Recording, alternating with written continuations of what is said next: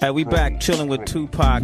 This man is multimedia. Not only is he a recording artist, he's also an actor. But before we get into the acting, I want to say, how did you first get down with Suge Knight and Death Row?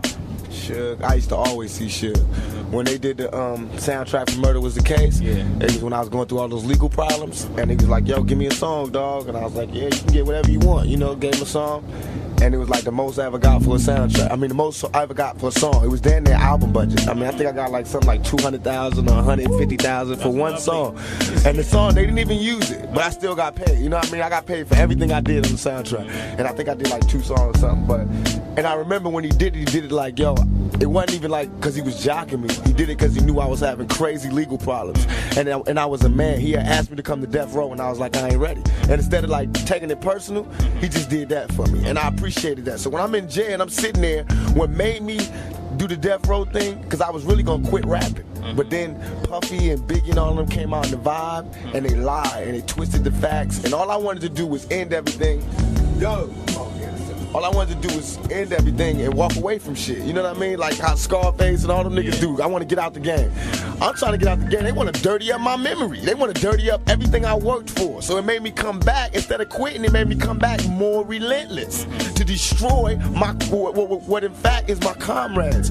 To destroy what used to be my homeboys, what I worked for, my closest clique. You know what I mean? I worked hard all my life as far as this music business to make it East Coast, West Coast love and make everybody feel comfortable. And I dreamed of the days when I can go to New York and be comfortable and they can come out here and be comfortable. So it's not like when people say, why are you doing it East Coast silly? It's not like it's not silly at all. But you can't disrespect the love. You can't disrespect the peace treaty. That's just like when the Indians made deals with the white dudes and they would just come and rape their women and shoot them up and then leave. No, the Indians ain't gonna love white people no more. They're gonna want to kick up some dust until we think about it and renegotiate the terms of the treaty, and that's what I'm talking about. That's where y'all at right now. We gotta have this beef and this war and these words and this dialogue until we can renegotiate the terms of the treaty. I love the East Coast. I'm from the East Coast, but they have to understand that you can't just be saying shit about us and think that we're not gonna take it personal.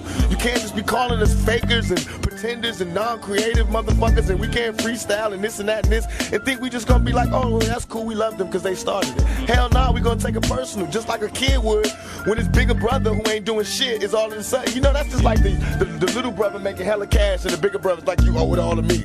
That's wrong, you know what I mean? Don't be mad because the little nigga's coming up. You know what I mean? Now, do you think the East Coast, West Coast rivalry is like both coasts? Or because a lot of people think it's more Bad Boy, Death Row. It's not both coasts. What it is was that the East Coast, the people on the East Coast are real proud, real cultural, and real strong, just like we are on the West Coast. And so what happened was Biggie came at a time, just like what Hitler did with the Jews. Biggie came at a time when they were open to somebody saying, we're the master race, and these guys are nothing, and they're pretenders, and this is why we not making it in the business because of these guys. This is why we not doing nothing because of these guys. So the East Coast really not hating us, really not knowing nothing about us, but just listening to their supposed to be leader. You know, listening to the person that was representing for them. Like, yeah, okay, well, Biggie, he from Brooklyn, woo. You know what I mean? And that's what happened. And so all of a sudden people saying stuff that they didn't even know was what they was doing was like ending our culture when we started. We held it down for y'all. That's how I felt. I was in tears like, what? When y'all was out there on some, when LL was dancing with women in silver suits and niggas was on some other shit, which I'm not mad at because I might do that one day. And I love them niggas, you know what I mean? But I'm saying when you was being creative and wanting to try other boundaries, we was holding it down with this hardcore shit. Yeah. It might not have been what you wanted, but it kept rap alive for years. It kept money coming in. It let them notice us. So how could you look at us now and be like, this ain't good enough? You know what I mean? We're broken home. Y'all ain't teach us this. We ain't come from we ain't got no subways or graffiti. We learned this, in spite of the gangs, in spite of all of that, we came up with this culture. You know what I mean? So I felt like we never got what we deserved. And I took it personal because I'm from the East Coast and I know about that culture, but I know about this culture because I was here when it was getting put down. So now I'm doing what the East Coast would have did if the West Coast did this to the East Coast. I'm riding for my side. You know what I mean? You wrong. This is not right. Recognize us. And the only way the East Coast gonna recognize us is for us to do it on records, by money, by sales, and by representing it. Just like KRS-One. When PM Dawn got on stage and he had talked shit about him, what did KRS-One do? So why are people telling me I'm wrong for doing what I'm doing? They love KRS-One. He is hip-hop, am I correct? That's true. Right, so I'm hip-hop. I'm mad at Biggie, I'm rushing the nigga. What's the problem? That's real. The East Coast separate themselves from Biggie. We'll do shows in the East. Everything is beautiful. But so far, the East Coast has been with every interviews I read, every letter I read. Niggas is like, fuck Tupac, Biggie this, Biggie. Like he's representative of the East Coast. So that's why I attack as though I do, because I'm a general and I'm a smart general. And I'm not going to attack at no blind soldiers. I'm going to attack at those attacking me. Only reason people is mad now is because I came out of jail and made this shit a reality. When I got out of jail, the West Coast, East Coast shit was really started. California love what I was saying, put it down. And now them niggas is mad because money is fucked up.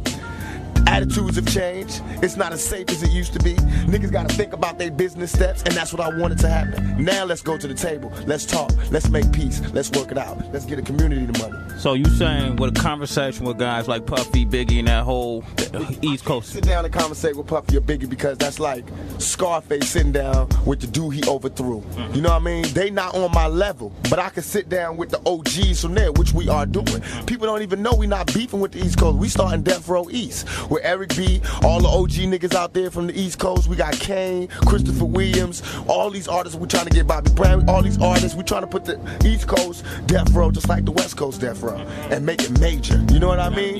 Right, but we not doing that until we get this business settled. And even while we doing that, we trying to get the Wu-Tang niggas, because I love them niggas. I feel as though they represent the East Coast how we represent the West Coast. And I love them.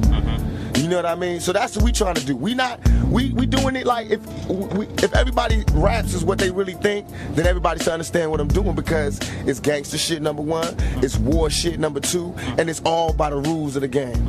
You know what I mean? I'm doing shit, I'm calling for dialogue. I'm gathering attention for dialogue, which is what you do in a struggle for power. That's real, that's real. We still chilling with Tupac. It's intense. I love this, brother. I like this. My man keeping it real. We're going to come back with more Tupac right